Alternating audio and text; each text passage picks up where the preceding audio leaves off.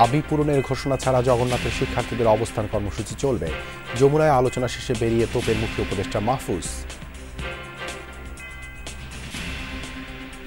আমাদের দাবি দেওয়ার যে অস্পষ্টতা রয়েছে এবং অস্পষ্টতা রেখে উপদেষ্টা মহোদয় যে ব্রিফিং করেছেন সেটি আরেকটি অস্পষ্টতা তৈরি করেছে। জগন্নাথ বিশ্ববিদ্যালয়ের প্রশাসন এবং স্টেক হোল্ডারদের সাথে বসার সম্ভাবনা তৈরি হবে এবং দ্রুতই এই সমস্যার সমাধান হবে।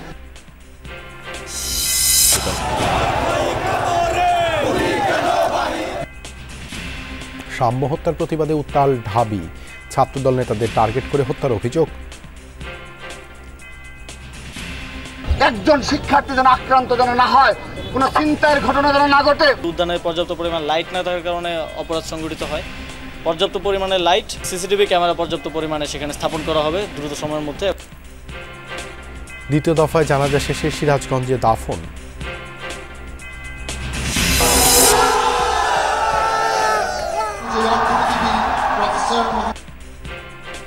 চট্টগ্রাম বিশ্ববিদ্যালয়ের সমাবর্তনে মানুষের অর্থনীতি গড়ে তোলার তাগিদ প্রধান উপদেষ্টার। বন্দর পরিদর্শনের পর ভিত্তি স্থাপন করেন কালুরঘাট নতুন সেতুর।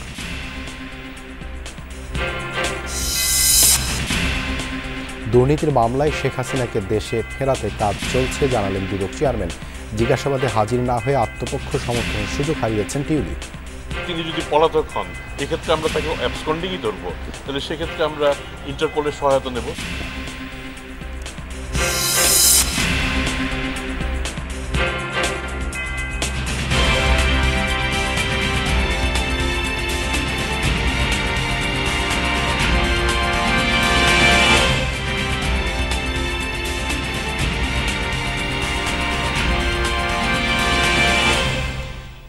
আমন্ত্রণ যমুনা নিউজে আপনাদের সঙ্গে আছি আমি দেবাশিস রঞ্জন সরকার। এতক্ষণ শিরোনাম দেখছিলেন। দাবি পূরণের সুস্পষ্ট ঘোষণা ছাড়া আন্দোলন চালিয়ে যাওয়ার কথা জানিয়েছেন জগন্নাথ বিশ্ববিদ্যালয়ের শিক্ষার্থীরা। এছাড়া তথ্য উপদেষ্টার উপর বোতল ছোড়ার ঘটনায় শিক্ষক ও ছাত্রদের পক্ষ থেকে দুঃখ প্রকাশ করেছেন জগন্নাথ বিশ্ববিদ্যালয় শিক্ষক সমিতির সাধারণ সম্পাদক। অন্যদিকে বোতল ছোড়ার ঘটনাকে অনাকাঙ্ক্ষিত বলে জগন্নাথ বিশ্ববিদ্যালয়ের ছাত্রদল সদস্য সচিব শামসুল আরেফিন জানান, এর জন্য পুরো জগন্নাথ বিশ্ববিদ্যালয় পরিবার দায়ী নয়, এর দায় সরকারকেই নিতে হবে। 4 ঘণ্টা বৈঠকের পর ইতিবাচক ফলাফল নিয়ে বের হবার কথা জানিয়েছিল শিক্ষক সমিতি। তবে বোতল ছোড়ার ঘটনায় সংশ্লিষ্ট ব্যক্তিকে খুঁজে বের করে বিচারের মুখোমুখি করতে সহযোগিতার কথা বলেন তারা। পাশাপাশি দাবি পূরণ না হওয়া পর্যন্ত শিক্ষক ও শিক্ষার্থীরা একসাথে মাঠে থাকবে বলেও জানান আন্দোলনকারীরা। যদি আবার অনাকাঙ্ক্ষিত ঘটনা ঘটে তাহলে এর দায় দায়িত্ব সরকারকেই নিতে হবে। আমি ওনাকে বলতে পেরেছি যে জগন্নাথ বিশ্ববিদ্যালয়ের অবস্থা খুবই শোচনীয় এবং আমাদের স্যার বলেছেন যে আমরা সবাই মিলে এই সমস্যার সমাধানের চেষ্টা করব। জগন্নাথ বিশ্ববিদ্যালয়ের সাধারণ শিক্ষার্থীদের দিকে রক্ত চক্ষু দিয়ে তাকাবেন না, বাঁকা চোখ দেখাবেন না। আমাদের এই দাবি, আমরা এই দাবির পক্ষে অনড় রয়েছি। আমরা সুস্পষ্ট ঘোষণা ব্যতীত কোনোভাবে এই জায়গা ছেড়ে যাব না। জগন্নাথ বিশ্ববিদ্যালয়ের শিক্ষার্থীদের যে কোনো যৌক্তিক দাবির বিষয়ে সরকার কথা বলতে প্রস্তুত জানিয়েছেন তথ্য উপদেষ্টা মাহফুজ আলম। তবে আন্দোলনের নামে কথায় কথায় যমুনায় যাই এই ধরনের আন্দোলন করা থেকে বিরত থাকার আহ্বান জানিয়েছেন তিনি। এ সময় তার সঙ্গে অশোভন আচরণকারীদের রাজনৈতিক পরিচয় খুঁজে বের করার আহ্বান জানান।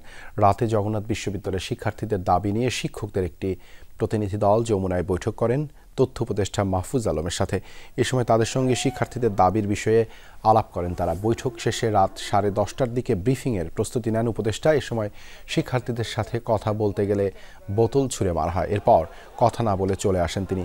বলেন, একটি গোষ্ঠী আক্রমণাত্মক মনোভাব পোষণ করছে। শিক্ষার্থীদের 3 দফা দাবির বিষয়ে বলেন, তাদের দাবিগুলো অযৌক্তিক নয়, তবে বাস্তবায়নের সময় প্রয়োজন।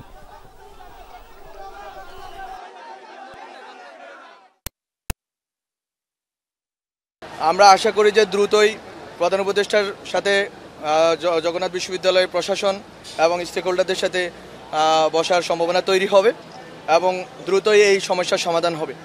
আমি শুধু দুঃখ জানাতে চাই যে এরা আমাদের সাথেই আন্দোলন করেছেন, কিন্তু আমি মনে করি যে যারা আন্দোলন করেছেন জুলাইয়ের গণ অভ্যুত্থানে তারা আমার উপর হামলা করেনি, হামলা করেছে যারা এই আন্দোলনের নামে স্যাবোটেজ করতে চেয়েছেন। পরে মরদেহ নেওয়া হয় সিরাজগঞ্জে গ্রামের বাড়িতে। ঢাকা বিশ্ববিদ্যালয়ের শিক্ষা ও গবেষণা ইনস্টিটিউটের 2018-19 শিক্ষাবর্ষের শিক্ষার্থী শাহরিয়ার আলম সাম্য ছিলেন স্যার এএফ রহমান হল শাখা ছাত্রদলের সাহিত্য ও প্রকাশনা সম্পাদক। মঙ্গলবার রাতে সোহরাওয়ার্দী উদ্যানে সাম্য হত্যার পর থেকেই সরব ছাত্রদল। বুধবার সারা দেশে সকল শিক্ষা প্রতিষ্ঠানে প্রতিবাদ মিছিল ও সমাবেশ কর্মসূচির অংশ হিসেবে ঢাকা বিশ্ববিদ্যালয় এলাকায় বিক্ষোভ করে ছাত্রদল। দীর্ঘদিনের রাজপথের সতীর্থের নির্মম মৃত্যুতে জানায় ক্ষোভ। মিছিল নিয়ে ক্যাম্পাস প্রদক্ষিণ শেষে উপাচার্যের বাসভবনের সামনে করে সমাবেশ। যে গণতান্ত্রিক আন্দোলনে রয়েছে সে আন্দোলন থেকে দূরে সরাতে এরকম টার্গেট করে বাংলাদেশ জাতীয়তাবাদী ছাত্র দলের নেতাকর্মীদেরকে হত্যা করা হচ্ছে। প্রতিটি হলে ছাত্রলীগের সন্ত্রাসী এবং আওয়ামী লীগের দোসর প্রশাসন থেকে বিতাড়িত করার আমরা আহ্বান জানাই। আমাদের ভাই সাম্যকে হারিয়েছি, কিন্তু আগামীতে এ ধরনের কোনো অনাকাঙ্ক্ষিত ঘটনায় আমাদের ঢাকা বিশ্ববিদ্যালয়ের একজন শিক্ষার্থী যেন আক্রান্ত যেন না হয়, কোনো চিন্তার ঘটনা যেন না ঘটে। 6 মাসে 2 খুন, সে কারণে আমরা তার পদত্যাগ দাবি করে আবারও বৃহত্তর কর্মসূচি পরবর্তীতে ঘোষণা করা হবে।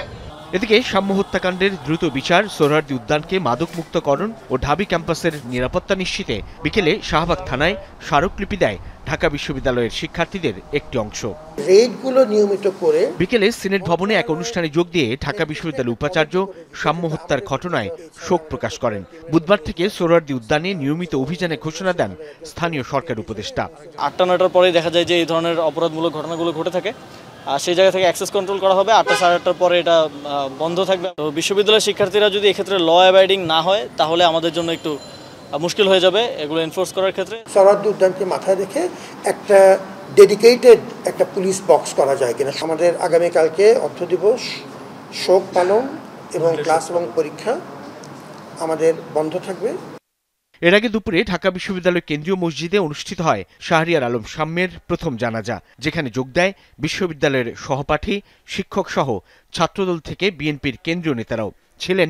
গণ অধিকার পরিষদ সহ অন্যান্য ছাত্র সংগঠনের প্রতিনিধিরাও। প্রত্যেকের বক্তব্য, সাম্যের মৃত্যুর দায় এড়াতে পারে না বিশ্ববিদ্যালয় প্রশাসন। শুনছি যে 3 জনকে অ্যারেস্ট করা হয়েছে, এখন সেটা কোন ভিত্তিতে কি করা হয়েছে, এটা কি যথাযথ কিনা, এটা একটা আপনারা যারা সাংবাদিক খতায় দেখবেন। আমরা চাই না যে কোনো নিরপরাধকে যেন আমার ভাইয়ের মামলা যেন ফাঁসানো না হয়, আবার কোনো অপরাধী যেন পান না পায়। ক্যাম্পাসের ভেতরেই বলা যায়, সেখানে আমার বন্ধু সাম্য খুন হলো, অবশ্যই আমার ক্যাম্পাস নিরাপদ নয়। ছাত্রলীগের শিক্ষার্থীরা এবং প্রক্রিয়াল বডি মিলে কিন্তু এখানে মাদক ব্যবসার সাথে তারা যুক্ত থাকতো। তো এটার এই যে সিন্ডিকেটগুলো ফর্ম হয়, এটা ইউনিভার্সিটি প্রশাসন তো কোনো না কোনোভাবে জানে। ক্যাম্পাসের সারাউন্ডিংসের বাজে ব্যবস্থাপনার শিকার হয়ে অথবা আশপাশের ক্রিমিনাল জনের শিকার হয়ে একজন মানুষ নিহত হবে, খুনের শিকার হবে, এটা খুবই দুঃখজনক। সাম্য হত্যার প্রতিবাদে দিনভরই ক্যাম্পাসে ক্ষোভ জানায় বিভিন্ন ছাত্র সংগঠন। সাইফুদ্দিন রবিন, যমুনা নিউজ, ঢাকা। বাংলাদেশের প্রথম 5G AI ইনভার্টার যুক্ত সর্বোচ্চ বিদ্যুৎ সাশ্রয়ী যমুনা এয়ার কন্ডিশনার। ঢাকা বিশ্ববিদ্যালয়ের শিক্ষার্থী সাম্য হত্যা মামলায় 3 আসামিকে কারাগারে পাঠিয়েছেন আদালত। শাহবাগ থানার ওসি মোহাম্মদ খালিদ মনসুর বলছেন, হত্যায় জড়িত সবাইকে দ্রুত আইনের আওতায় আনা হবে। সোহরাওয়ার্দী উদ্যানে মাদক সেবীদের বেশিরভাগই বহিরাগত বলে জানান তিনি। এদিকে উদ্যান সংযুক্ত ক্যাম্পাসের ভেতরের গেট দুটি স্থায়ীভাবে বন্ধ করার দাবি জানিয়েছে শিক্ষার্থীরা। ঢাকা বিশ্ববিদ্যালয়ের নিরাপত্তা নিয়ে দীর্ঘদিন ধরে অভিযোগ করে আসছে তারা। সাম্য হত্যাকাণ্ডের মধ্যে দিয়ে আবারও প্রশ্নের মুখে পড়ল ক্যাম্পাসের নিরাপত্তা।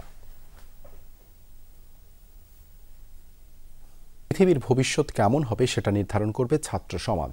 চট্টগ্রাম বিশ্ববিদ্যালয়ের ৫ম সমাবর্তনের প্রধান উপদেষ্টা ডক্টর মোহাম্মদ ইউনূস বলেন, ব্যবসাকেন্দ্রিক সভ্যতা বাদ দিয়ে মানুষের অর্থনীতি গড়ে তুলতে হবে। দীর্ঘ সময় পরে হলেও সমাবর্তনের আয়োজন করায় বিশ্ববিদ্যালয় কর্তৃপক্ষকে অভিনন্দন জানান তিনি। অনুষ্ঠানে ডক্টর ইউনূসকে সম্মানসূচক ডিলিট ডিগ্রি দেয় চট্টগ্রাম বিশ্ববিদ্যালয়। প্রধান অতিথির বক্তব্যে ডক্টর মোহাম্মদ ইউনূস তার শিক্ষক জীবনের স্মৃতিচারণ করেন। বলেন, 1974 সালে দুর্ভিক্ষ দেখে মানুষের জন্য কিছু করার চিন্তা থেকেই আসে ক্ষুদ্র ঋণ প্রকল্পের আইডিয়া। বুধবার বিশ্ববিদ্যালয়ের ৫ম সমাবর্তনে অংশ নেয় ২৫,৫৮৬ শিক্ষার্থী। আমরা শুধু খণ্ডিত বিষয়ে গবেষণা করার জন্য নিয়োজিত নই, আমরা এই প্রত্যেকটি গবেষণার পেছনে একটি আমাদের উদ্দেশ্য, সমস্ত বিশ্বকে আমাদের মনের মতো করে সাজানোর জন্য। চট্টগ্রাম বন্দর দেশের অর্থনীতির হৃৎপিণ্ড। এই বন্দর বাদ দিয়ে অর্থনীতির নতুন পথ খোলা সম্ভব নয় বলে মন্তব্য করেছেন প্রধান উপদেষ্টা ডক্টর মোহাম্মদ ইউনূস। সকালে চট্টগ্রাম বন্দরের এনসিটি ইয়ার্ড 5-এ অনুষ্ঠিত এক মতবিনিময় সভায় এসব কথা বলেন তিনি।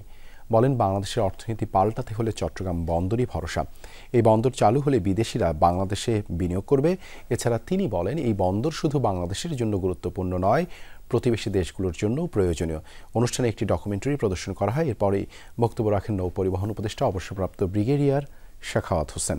পরে বন্দর এলাকা পরিদর্শন করেন প্রধান উপদেষ্টা। এছাড়া কালুর ঘাটে রেলসহ সড়ক সেতুর ভিত্তিপ্রস্তর স্থাপন করেন ডক্টর ইউনূস।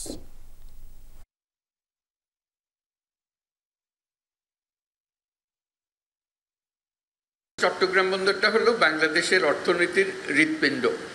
বাংলাদেশের অর্থনীতি যদি পাল্টাতে হয় তাহলে চট্টগ্রাম বন্দর হলো ভরসা। এটাকে বাদ দিয়ে বাংলাদেশের অর্থনীতি নতুন কোনো পাতা, নতুন কোনো অধ্যায়ে প্রবেশ করার কোনো সুযোগ নেই। এই পথ খুলে দিলে বাংলাদেশের অর্থনীতির পথ খোলে। 8 বছর পর নিজ গ্রামের প্রফেসর ডক্টর মোহাম্মদ ইউনূস। তবে এবারে যাওয়াটা অন্যরকম। অন্তর্বর্তীকালীন সরকার প্রধানকে কাছে পেয়ে আপ্লুত গ্রামের মানুষ। বিকেলে পরিবারের সদস্য, আত্মীয় স্বজন, প্রতিবেশীদের সাথে আনন্দ ঘন সময় কাটালেন প্রধান উপদেষ্টা। চট্টগ্রামের আঞ্চলিক ভাষায় শ্লোক বলার পাশাপাশি স্মৃতিচারণ করেন শৈশবের। বিকেলে চিরচেনা পথ ধরে নিজ গ্রামে পৌঁছানোর পর প্রয়াত স্বজনদের কবর জিয়ারত করেন ডক্টর ইউনূস। এই কৃতি সন্তানকে দেখতে ভিড় করেন পুরো এলাকার মানুষ।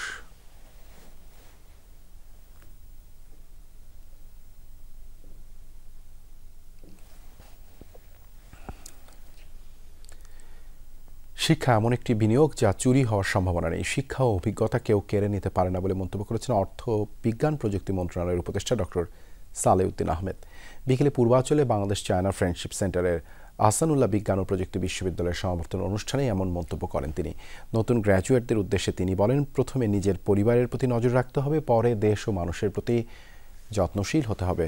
অন্য কারো উপর নির্ভরশীল না হয়ে নিজের অর্জিত জ্ঞানকে সবার মাঝে ছড়িয়ে দেওয়ার পরামর্শ দেন তিনি। উপদেষ্টা বলেন, বর্তমানে দেশ কঠিন সময় পার করছে। ঐক্যবদ্ধভাবে দেশের উন্নয়নে সকলকে সহযোগিতা করার আহ্বান জানান তিনি।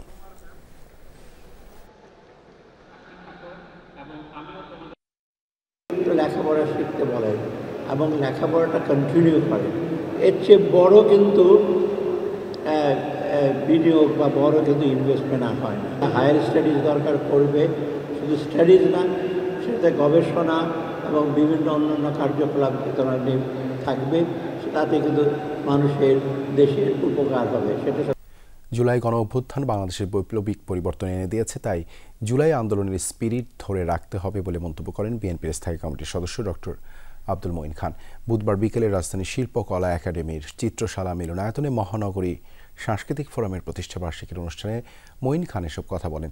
ছাত্ররা দেশ পরিচালনায় কঠিন দায়িত্ব নিয়ে ব্যর্থ হলে 18 কোটি মানুষ তথা বাংলাদেশ ব্যর্থ হয়ে যাবে বলে মনে করেন বিএনপির এই সিনিয়র নেতা। আগামীতে দেশ পরিচালনার দায়িত্ব নিতে তরুণদের সঠিকভাবে প্রস্তুতি নেওয়ার পরামর্শ দেন তিনি।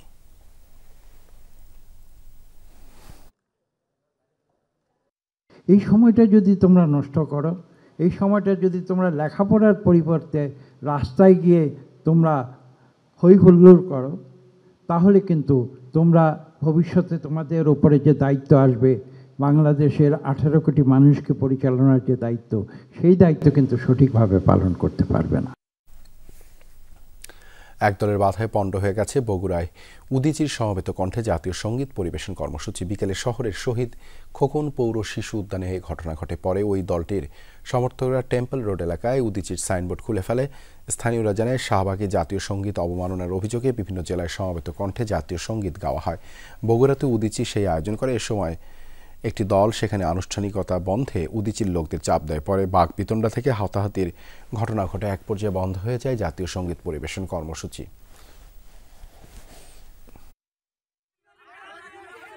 ফ্যাসিবাদ বিরোধী একটি মঞ্চ, তারা একটি প্রোগ্রাম করছিল যে তারা